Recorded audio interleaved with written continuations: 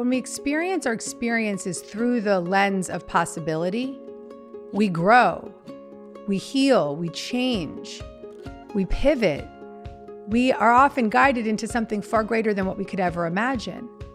But when we stay stuck in the victim mentality that these obstacles are a sentence, or I'm not worthy, I'm not good enough, I can't, I won't, I'm being punished, then we become the victim of the obstacle.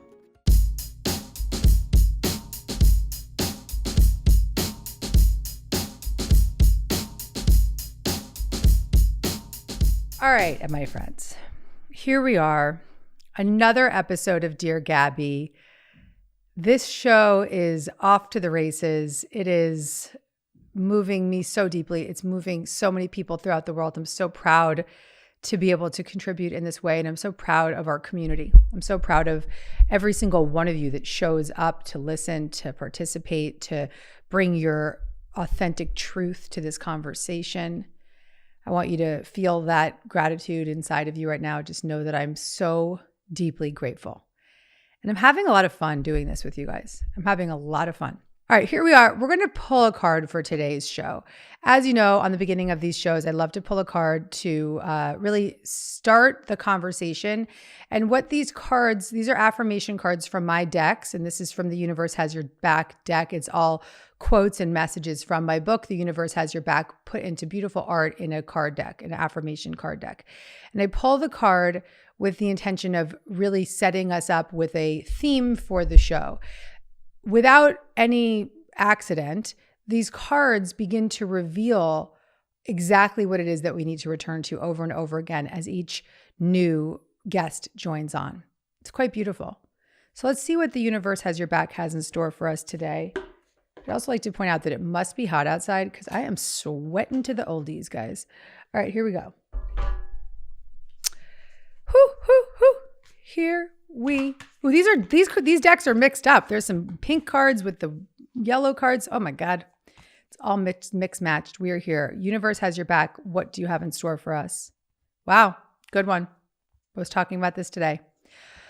Obstacles are detours in the right direction. Obstacles are detours in the right direction. Well, you guys know that's one of my favorite quotes. I was talking about this actually on the first solo episode of Dear Gabby. And if this is something that you want to go back to listen to, you can go re-listen to it again. On the first solo episode of Dear Gabby, I do a long riff about why we have this opportunity when we witness an obstacle as a detour in the right direction.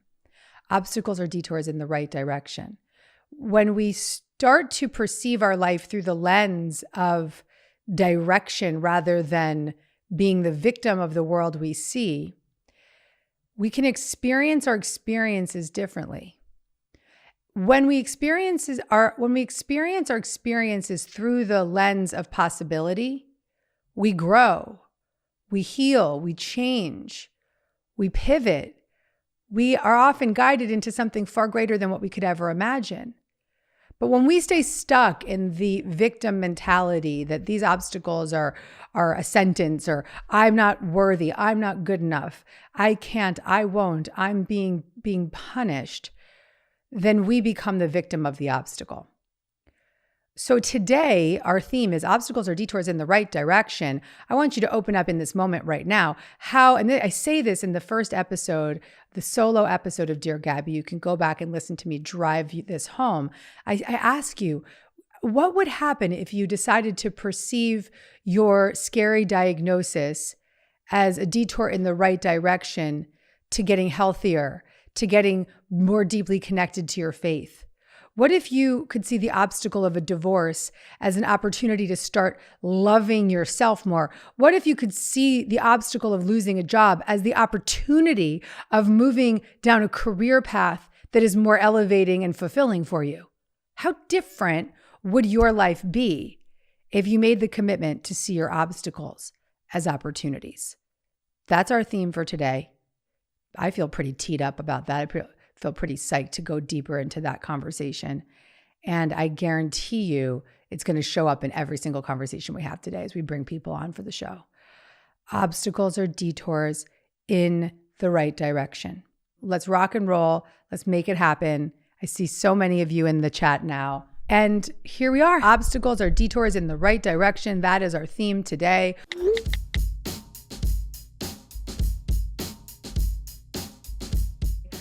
Hello, Sandra, gorgeous. Hi. Hi, Gabby. Oh my God, I'm so excited.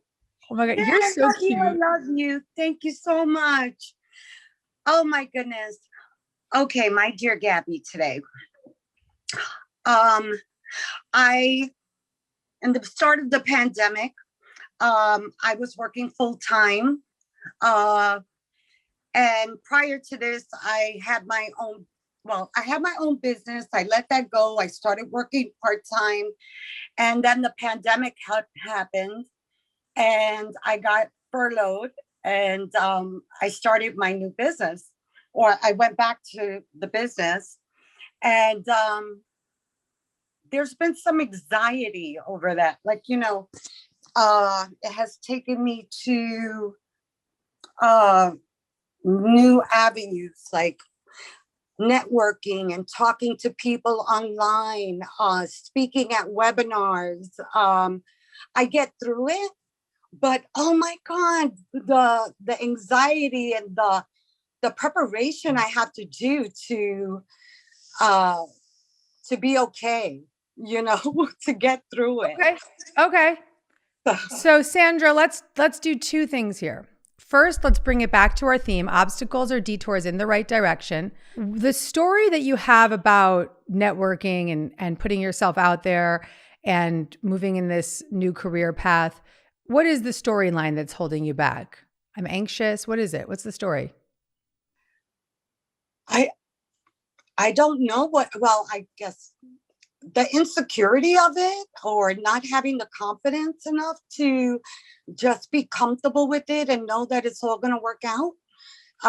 And it always does, but I'm just so hard on myself, I guess, just trying to get through it. Yeah. Okay. So let's take this obstacle and see it as a detour in the right direction right now, Sandra. And I'm going to turn it into an opportunity for you. Are you ready? Okay. Yeah. All right, Sandra, here we go, baby. So when we have the experience of stepping outside our comfort zone, we can often feel as though we want to run or hide or avoid. Again, this in some cases can be perceived as an obstacle, or it can be perceived as something that we just don't even want to deal with because it's not comfortable. And being social, being a networker, putting yourself out there, self-marketing, self-publicity is terrifying for people.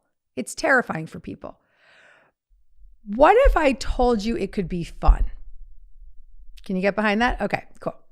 So what I want to do is turn this upside down and turn it into an opportunity for fun. Because as you know from this show, when we bring joy to whatever it is that we do, we open up invisible doors for creative possibilities.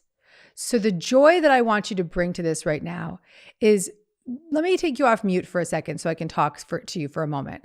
Sandra, do you feel, and so thank you, you seem to me like you like people. Is that correct? Of course, yes. You do. And you seem like a very upbeat, bubbly lady. Mm-hmm. Do you like to get to know people? Yes. You do. You like to talk, don't you? Well, I think it's the talking part. Well, when it's talking in general, about baby. myself. In general, yeah. You're a talker. Like if you sit down with your girls, you're just like chit. Yeah. Yeah. Okay. So let's talk this through. What I want you to do is I want you to show up for these networking events and these experiences. And let's mute her just to be on the safe side. Sorry about the back and forth. But let's show up for these networking events with an attitude of how can I have more fun? How can I have more joy? How can I have a greater sense of connection to the individual in this moment right now? Because when we bring that joy to any situation, the universe shows up for us and then some. So what I want you to do is I want you to go to the next meeting with the attitude of, how can I learn more about them rather than put the pressure on myself that I have to be the one presenting, that I have to be the one showing up and dancing for everybody else, right? So how can I show up for them? So Sandra, here's your advice, my love. I want you to make this a joyful experience. We have to get back to basics. You like talking, you like people, you like to learn things about people. So the moment that you redirect your perception of networking from, instead of seeing it like I'm networking and I have to pitch myself, I want you to see it as I'm making friends. I'm having a coffee with my girlfriend. I'm showing up and just having a good time. The more joy we bring to situations that we seem to feel are uncomfortable, the more joyful those experiences become. The easier it is to navigate. So if your only objective is to have fun, how can you fail? If your only objective is to have fun, how can you fail? So I want you, my love, to step out, go to that next meeting, show up with your vibes, your high vibes. And I want you to also ask questions, because when people feel insecurities around presenting themselves or showing up or being in public situations, the fastest way out of a place of insecurity is to ask other people about themselves, because most people want to talk about themselves. Most people feel like that experience of just like releasing that resistance when somebody starts engaging and asking them questions. So instead of feeling the pressure of having to show off for everybody else and present yourself to network with everybody else, ask other people about themselves. It's the fastest way to connect. It's the fastest way to connect. Beautiful, Sandra. Thank you, my love. Thank you, sweetie. Thank you so much, Gabby. I appreciate you. Love you so much. I have no doubt, Sandra, that you are going to network your brains out once you start to shift it this way, that you're going to like go there. And the truth is, people don't care about your credentials. They don't care about what you do. They care about how you make them feel. So if you can show up with that attitude of feeling good and a high vibe, man, it's everything. It's everything. Okay. You got me? Got you, baby. Thank you. You're welcome, Sandra. All right. Mwah.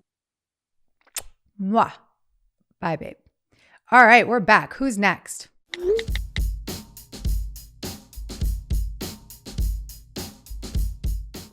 Who is up? Hello, young lady. What is your name? Hi.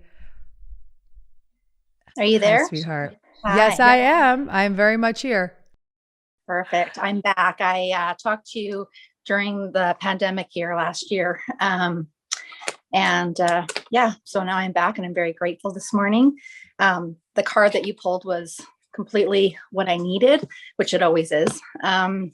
So last year, I lost my job to the pandemic, but I actually think it had a lot to do with the company that I worked for belittled women and also had some racist values. I don't know if that's a value. So I'm happy for you that you lost that job. That sounds like a good loss. Yeah. And doesn't sound like a loss at all. It sounds like a gain. Okay. No. And the silver lining, even though it wasn't good, was we found out my dad has cancer and it's terminal. So prior to that, I'd always kind of felt that I should start kind of like leaning more in a different direction for work, but I've got all these ideas and I can't bring it into focus of what I should do. Like, I feel like I should do like 20 things, but I can't kind of narrow it down. I started a book 3 years ago, which we talked about. I haven't picked that back up. I think about starting a podcast. I think about doing something to like help back. And during this time of my dad's cancer, I've put my life on hold. I've literally been his advocate, his caregiver. I've done every research possible, and I feel like I should do something with that. But because right now it's terminal and he's taken such highs and lows, really lows, I just don't know what to do because I feel like I need to be there for him right now, but I don't know how to transition to something because eventually I'll need to, but I'm so scared of my dad dying. And then I feel like I'm supposed to be out there trying to plan like a career. And I just feel like I'm in this weird vortex of like darkness and all I am is consumed by my dad, but I can't seem to like, I cry, but I don't feel anything, if that makes sense. Like, yeah. it's like I'm numb to feeling. So therefore I procrastinate. I procrastinated before throughout the years, I think because I knew I wasn't in jobs that I should have been in. And I was in abusive job situations that I didn't stand up and speak my truth. And now I just feel with my dad's stuff, I feel guilty starting something. I don't know when to start something, what to start. If that makes sense. All right. Yeah. So Crystal, first of all, I'm very sorry to hear about your father, and that I understand that that's extremely difficult. And I'm so sorry that you're going through that. And what I'm about to ask, I want to make sure it comes out right, because I don't in any way want to diminish the experience you're having with your father. But what I am noticing is a pattern in this very brief conversation. I'm noticing a pattern of potentially attracting situations that might keep you from your greatness. Yeah. Is that resonating? Yeah. I'm reading The Body Keeps the Score, and yeah. Okay. So there's some trauma in the background. If you're reading The Body Keeps the Score, that's usually a sign. That's a book by Bessel van der Kolk that everyone must read if you've experienced any kind of trauma. And so when we have some kind of past trauma, we often will run from ourselves in different ways, as we've heard in many different ways on this show before. We've heard lots of people share about this. And we also can begin to attract similar types of abusive situations that we've experienced from the past. And so you've used the word abusive relationships at work. You then mentioned a job that was racially incorrect and was sexist, and there was some bad stuff going on there. And so the relationships that we attract into our life, whether they be career relationships, whether they be employers or employees, or romantic relationships or friendships, are a reflection of our own internal belief system about ourselves. Yeah. And what we believe we're worthy of, what we believe we are able to handle. And also, most importantly, they mirror back to us the unresolved parts that still need to be brought back to love. So right now you're putting a lot of focus on your dad, which is the most beautiful thing you could do in your lifetime. It's a beautiful thing to do. But I don't want the caring for him to take away from the caring for you. Because the only way to undo the patterns of continuously attracting the same job over, the same people over, because my love, you will continue to attract the same shit until you show up for it, is to take that mirror and put it back on yourself and say, what is it that needs to be cleared? What is it that needs to be healed? What is it that needs to be revealed? And if you're financially able to do this at this time, not everybody can take time off, but if you have support from the government or if you're financially stable at this time, I would highly recommend really taking that energy that you're putting so deeply into trying to figure things out and instead focus on how you can grow and how you can heal. Because what we forget often is that the time and energy and the seasons of our life that we devote to our own personal development pay us back tenfold. That we speed up by slowing down. That the commitment that we make to undoing our old patterns gives us a lifetime of change. You hear me? Mm-hmm. You can't keep doing the same thing and expecting a different result. So if you have the space that at this time, by no means am I saying to take energy off of your dad because you want to hold him in his transition and in his experience. But what he wants for you is to care for yourself. Yeah. I mean, I definitely feel that. I gave up alcohol over this past year, and I've really dove into what 2020 was for me. Was in 19, I had a bit of a meltdown. And then 2020 kind of prepared me to start working through some trauma. There was some sexual abuse from a child, adult, abusive relationship over the last, 4 years. And this time I do have where I can have a bit of a financial, security. But it's kind of like, I got this plan to maybe spend the next whatever amount it is to like dive into some like more deeper internal work, but also just some stuff to figure out how could I write the book, or how could I start the website, or how could I start a podcast. I really feel that I want to have some type of media that like can give that help out to the world. Like I definitely. So I'm going to stop you there, Crystal. And I'm going to give you the same advice that one of my coaches gave me when I was in the early days of showing up for my childhood trauma. I was 36 years old. I remembered a dissociated trauma that I hadn't known was there. Unconsciously it was there. Consciously I didn't know. When I remembered it, within the first month of my recovery, I was like, I need to talk about this. I need to write about this. I've got to go save all the women and all the children. And I got to, it was just like the warrior came out. And she said, slow down, sister. You have to do your work first. You have to get grounded in your recovery first. And the universe will reveal to you how you will serve. I promise you that, Crystal. You are going to be in the service of others, but you have to be in the service of yourself first. Your Father wants you to show up at your highest for yourself. That's what any parent would want for their child. Make that commitment to yourself right now. Ground yourself in your own recovery. Here I am. I'm 41. I was 36 when I remembered the trauma, and I'm 41. And yesterday, a few days ago, I put the finishing touches on the last chapter of my trauma recovery book. That is 5 years later. 5 years later. So what I'm asking of you is to take your 5 years or whatever it is before you, and it's also dangerous for us to go out in the world and start sharing our stories when we are not fully developed in them yet, because we are still triggered in the shame when we talk about trauma.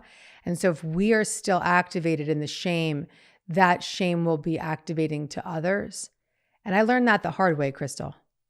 I learned that the hard way. I got up on stages way too early speaking about my experience when I wasn't resolved in it.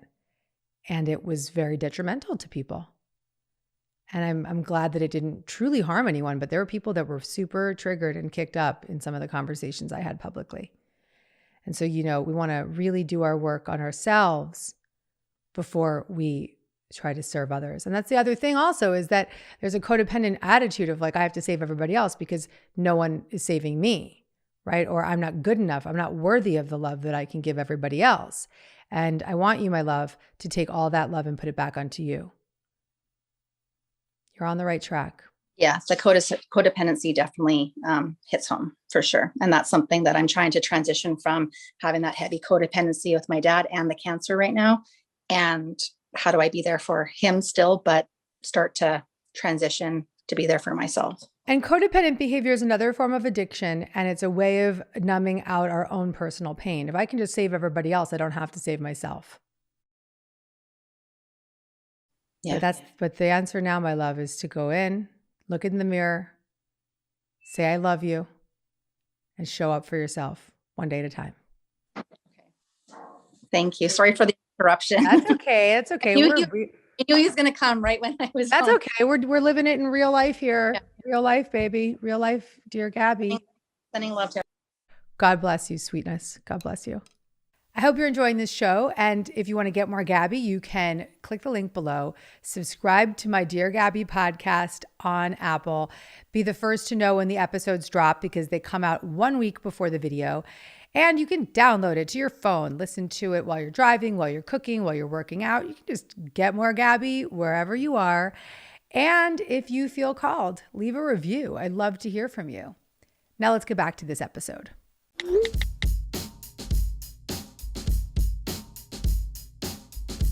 All right, let's bring on our next guest. Okay. How you doing, Sorry. sweetness? Well, you have gotten me. I just want you to know how grateful I am for you. Sorry. My mother was an alcoholic. She literally was in a bar and got shot and killed on accident. But she was an amazing person, like amazing. So I really I love that you, have shared your journey. So thank you. It's amazing what you've done with your life and yourself. So I just admire you so much. I can't believe I'm talking to you. So I've been going through, my first marriage was like, we were in love. Me and my best friend married brothers. Ended up getting physical with me, and I was very confident, so it was hard, but I was able to leave. And I moved away. I lived in Las Vegas, and I moved away to Chicago, and I had a little girl. The father just kind of decided to disengage, so I had the ability to move, and I did, and it's been amazing. I'm sorry I'm a mess today, but I'm getting my first COVID shot. Too dressed up. Yes. Anyways, so I had my life together, and I had to cause some chaos. I had to get in there and, unconsciously make sure that I did that. So I met this man online, and wow, did I change. My one aunt that actually referred me to you, she at one point said, honey, I can't talk to you anymore. You have to go talk to a domestic violence person. So I did. Oh, wait, hang on. So the first partner, your first husband was abusive to you, and now the second partner. Physically. And now the next one is as well. Mentally. So it's total different ball game. Okay. So you're attracting abusive relationships. Okay. I got it. Okay. Mm-hmm. Yep. Mm-hmm. Which doesn't make a lot of sense because my father didn't abuse me. My dad I'm daddy's little girl. Mm-hmm. Maybe it has to do with my mother, or my sister was always very mean to me. There you go. Hated me. It's not her fault. Anyway. So I met this man. Interesting enough, he has the same birthday as my sister. And I knew that was a red flag. I knew it. I ignored all the red flags. And I have to be careful because of my case. Yeah. Don't say anything here that's not right. Let's get to how can I help? Don't give too many details because I want you. But the hard part is, right? It's like what you said, obstacles come in your life and you have to see them as opportunities. I've been in the court system for 7 years, and I am a life coach. And so I've taken a lot of my healing from the past. Obviously, I know the things that I'm working through right now. I don't try to focus on that with my clients, but I've overcome a lot. Like I have a great life, and I don't know that I should have made it. That's what people said on paper. They're like, do you really think you're going to be able to do this? And I've done it. So I pride myself on that. And I've been able to just get out of, I had some really dark moments, and sometimes I still do. And so I think more recently over the past couple of weeks, I'll find that I feel different than I've ever felt, like sadness. Okay. I'm just tired, and it doesn't last for too long. And your work helps me so much, but I want to be able to just do it on my own. Like I can't afford to be a part of your membership, but one day I'm giving it to you right now. You are now a member for life. There's your membership. Don't even question that. Oh my God. Of course. It's my pleasure. I feel very alone going through the kind of case that I'm going through. You feel like you're on an island by yourself, even though you have support people, you feel that way. 7 years in the court system, because where I live, they just don't make decisions. It's an unfortunate judicial system, but they just don't. So they let you stay in the system. Crystal, Nicole, I want to focus on something you said. Okay. So first things first, you said you felt alone. I'm going to give you access to the Miracle membership. Thank you. I want you to be part of this community, and I want you to feel supported and held and served and loved by everyone that's in that Facebook group and everybody that's in the membership and entering your portal and getting all the support that I can give you. That's my best way to support you beyond this. But what I want to recommend is that you look at what you said. You said something very profound, and I'm really proud of you. And I don't even think you have any idea of how big this is. You said, I'm really sad, and that you're starting to tap into a sense of sadness. Is that correct? I'm turning 45. I'm so mad at myself that I've created this life. for my children and me. Okay. Like, not the good parts, but the parts of who I chose to be their fathers. Okay. I feel so bad. Okay. So this is what I want to point out that's a big part of your recovery journey in this moment, and it's quite beautiful. And you may not be aware that it's happening, is that you're starting to tap into the grief of what happened to you, the grief of being abused by your sister, the grief of being abused by these partners, the grief of allowing yourself to receive that kind of abuse. And grief is a impermissible feeling that we often never give voice to. But you opened the door when you said, I'm sad.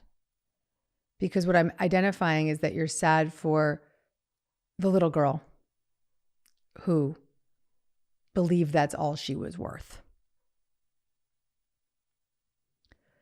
So I want you to understand how big a deal this is. Because when you can, instead of being mad at the adult that made those choices, I want you to have compassion for the little girl who had experiences she should not have had. And that little girl showed up in all those adult relationships. Okay, sweetheart? The adult part of you is the one that's the coach. The adult part of you is the one that's a beautiful mother. The adult part of you has got these beautiful angel wings on your neck right now, and she knows that God is real, and she knows that she is being guided, and she believes in personal growth. It's the little girl that feels that she's not worthy, that she's not good enough, she doesn't deserve more, that abuse is the only way. And so instead of, this is a major, major shift, okay, my love? Instead of being sad because you did something wrong, I want you to be compassionate and loving towards the sad part of you, because the real sadness is coming from the grief of the little girl who wasn't cared for. You got me? I'm thinking, yes. It makes sense in processing it. Yep. So in those moments when you want to judge and attack yourself, I want you to hear my voice, hear Gabby saying, choose compassion instead. I want you to speak to yourself. What would you say? Do you have a daughter? You said you have 2 daughters, or? I have 2. They're amazing. And my youngest just saw you and she goes, she is beautiful, mommy. I love her. How old is she? How old is the youngest? 7. 7. Okay. So what would you say to your girls if they said, I'm so sad, I hate myself for all the things I've done? Oh my gosh. I would say, number one is that it's okay to feel that way, but you have to forgive yourself because you were doing the best you knew, and mommy does the best she knows, right? Because I teach them that. Like, because my almost 13-year-old is angry at me that she doesn't have a father, and so, or that her father's not in the picture. She has a father, but he's just, anyways. So I just tell her, mommy. So I would tell them the same thing. Like, we have to work on forgiveness. Like, I wouldn't want them to shove it away. I would want them to accept it and forgive and know that they were doing the best that they knew, but to also take note of it. And Nicole, stop now. I want you to say this to yourself. I want you to say, Nicole. Look at me and say it. Nicole. Keep going. Exactly what you would say to your girls. You did the best you could. Nicole, you did the, but I don't believe that I was smarter than that. Okay, let's get back to the belief that Nicole was just a little girl, and she was making choices from a little girl place. Okay, sweetheart, speak to the little girl.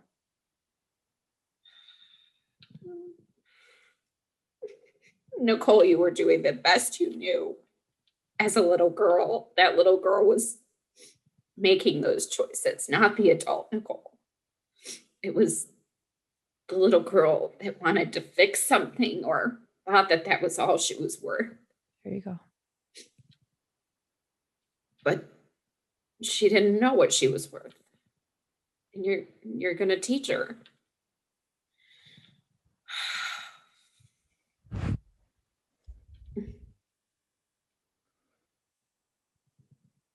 Can you right now just close your eyes and just see the little girl, little Nicole, and just give her a little hug.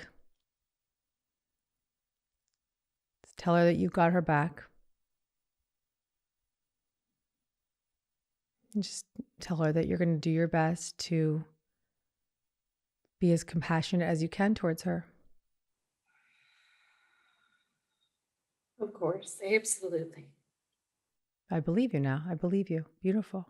Absolutely. She deserves that. Yes, she does. Yes, she does. Good job. Good job. Good job, Nicole. Beautiful, Right.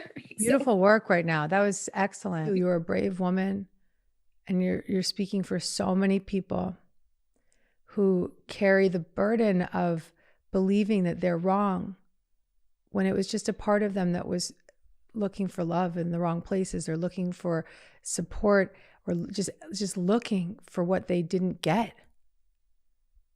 And that's, seeing ourselves as we would see our children, seeing ourselves in our innocence is a huge step towards forgiving ourselves. Thank you for reminding me that. Yeah. So much love to you. So much love to you, my friend. Your girls are lucky to have a mama like you. Very Thank you. blessed. You're welcome. Have a gorgeous day, sweetheart. Thank you. Thank you. All right.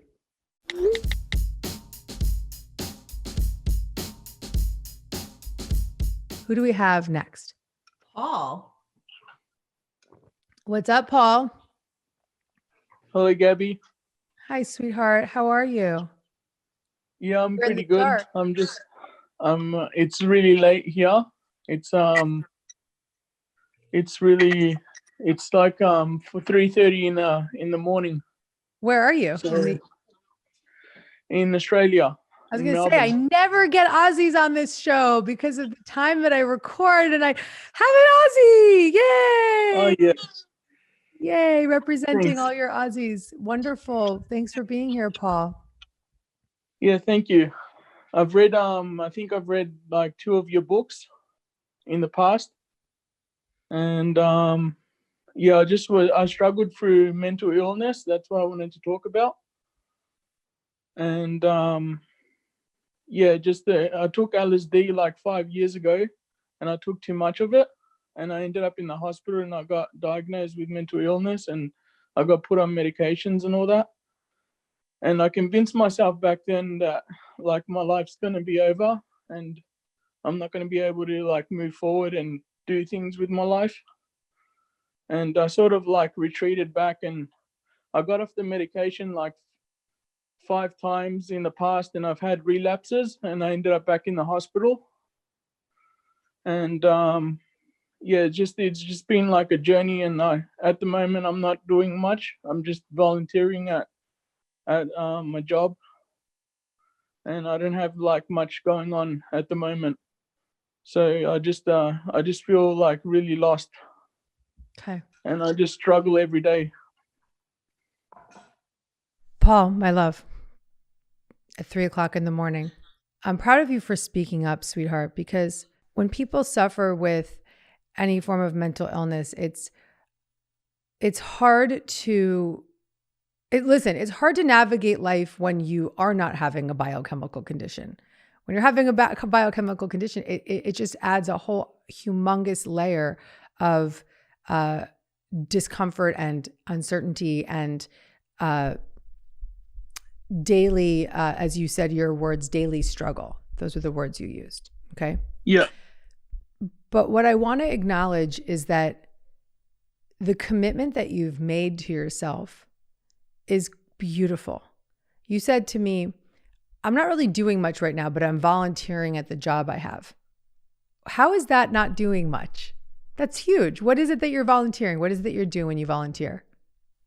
It's a vegan restaurant. You work at a vegan restaurant and you're volunteering at a vegan restaurant. It's a Lentils as anything, it's called. So it's like everyone volunteers there and people pay as they feel, like for the meals. Beautiful. So when yeah, it's you're really there, nice to work there. Yeah, I was gonna say so it's really nice to work there. When you're there, do you feel good? Do you feel like you're out of your own head? You're out of yourself. You're serving others. You're feeling connected to people. Is that correct? Yeah, that's it. Like, I haven't worked for a long time, and doing this, like, really helped me bring a little bit stability, like, whatever you call Yep. that word. Yep. Yep. So this is my advice. Do whatever it takes to create that stability. That's the word you used. Stability. Yep. Do whatever it takes. Do whatever it takes to bring yourself to that place of stability, whether it be going and volunteering on the job, whether it be going for a walk, whether it be joining Dear Gabby at 3:00 in the morning in Australia, whether it be whatever it is, because the thing that we have to realize is one of the gifts that we can receive when we are struggling with something that feels debilitating is that we actually have no other choice but to bring life back to basics, to get it to be as simple and as directed and intentional as possible, and to be as present in the moment as we can be. Let me ask you this right now, sweetheart. Talking to me right now, how are you feeling? I feel normal. Like, I'm a bit shaky, like, talking to you. A bit nervous, I think. I don't know. Not nervous, but I feel good. Like, You feel good? Yeah. Beautiful. In this moment right now, 3:00 in the morning in Australia, talking to Gabby on Dear Gabby, you feel normal. You feel a little shaky. You feel a little excited. Like there's something cool going on. You're sitting in the dark talking to Dear Gabby. Oh, wow. Yeah. Okay. In this moment, you're doing great. In this moment, you're doing great. I want you to add up the moments, babe. I want you to be present in the moments of greatness. And just when you fall into a different place, go and you're going to go to the vegan restaurant and you're going to start working and you'll start feeling a little bit more normal again. You'll start feeling a little bit more relaxed again and start to enjoy that presence. And then if you feel any different later, you can go back and re-listen to a Dear Gabby episode, or you can go read that book that you like, or you can go for a walk, whatever it is that you need to do to get back to that stability that you referenced. Because it's a beautiful, remember our message was turning obstacles into opportunities. Your opportunity, Paul, your opportunity is to experience something that most people don't have the blessing of ever having the experience of, which is presence. Being in the present moment, showing up for all that is, being present with whatever is coming up in that moment. Because often when we're dealing with any form of mental illness, anxiety, depression, fear, we are often scared of what's coming. But if you're just staying present in the moment, what's coming doesn't matter. You're in this moment right now. Does that resonate with you? Yes. Yeah, it does. I'm actually reading the book, The Power of Now. Exactly. There you go. How funny is that? How classic is that, Paul? That your Dear Gabby advice would be to be in the present moment. And you know Eckhart Tolle's story. He wrote The Power of Now, and his story is about having dealt with mental illness. And by getting grounded in the now, he was able to heal and to recover and to become new in a way, in a major way, to really bring himself out of that.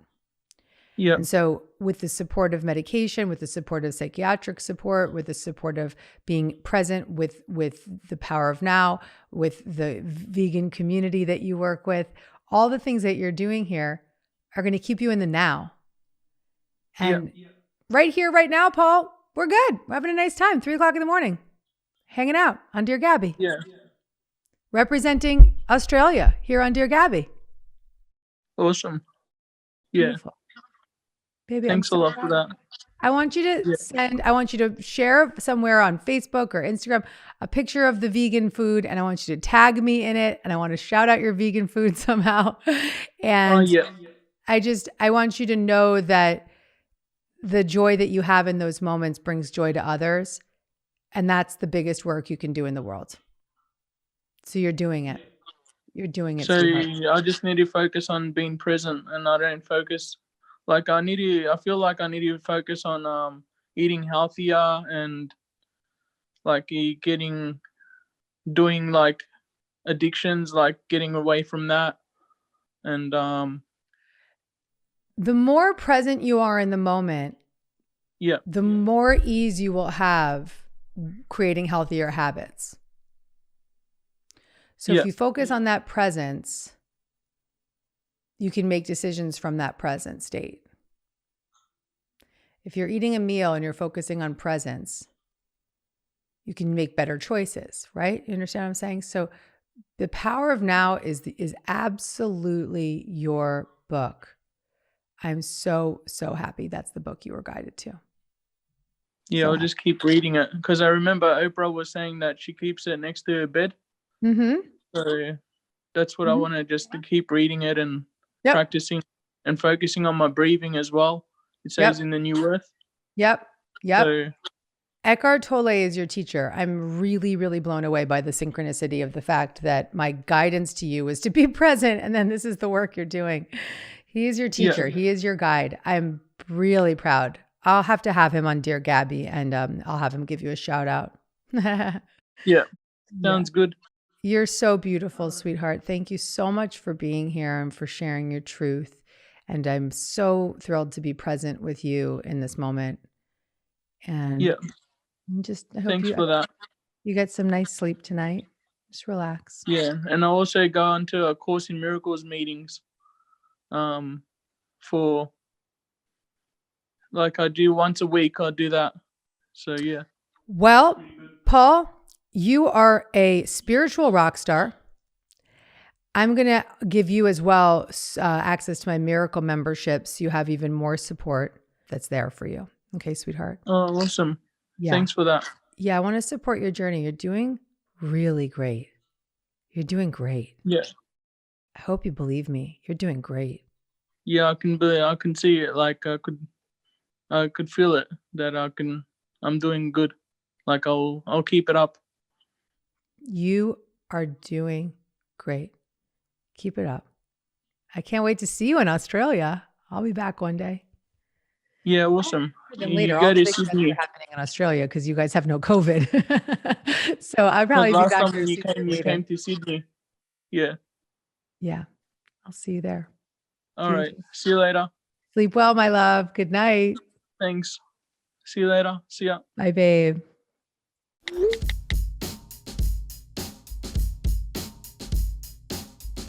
Okay, what a show. Oh my goodness, my friends. First of all, Instagram is sticking around for the miracles here. Guys, obstacles are detours in the right direction. We saw that over and over and over and over again in every single person that came through on this show. We saw that the experience of witnessing the discomfort through the lens of love can be the catalyst for our greatest personal growth, strength, change, and power, reconnecting to that place of inner power. So no matter what you're suffering with right now, no matter what obstacle you're facing, I challenge you today to begin to see the possibility for growth in that obstacle. In what ways can you heal more? In what ways can you grow more? In what ways can you redirect your life towards something that will be more fulfilling and more heart-opening for your soul? In what ways can this obstacle be perceived as a detour in the right direction? I'm really proud of what came up today on this show. I want you all to really hold yourself with a lot of love and a lot of compassion and a lot of grace for being able to listen, for being able to stick around to the end, for being able to support each other through this. It's no small thing to get to the end of this show and to really have taken it all in. Remembering you're not alone, remembering we're all in this together. We are a community, and I love you. I'm so grateful that you're part of this. This is Dear Gabby. Thank you for joining me. If you like this video and you want to get more Gabby, check out the next one right over here.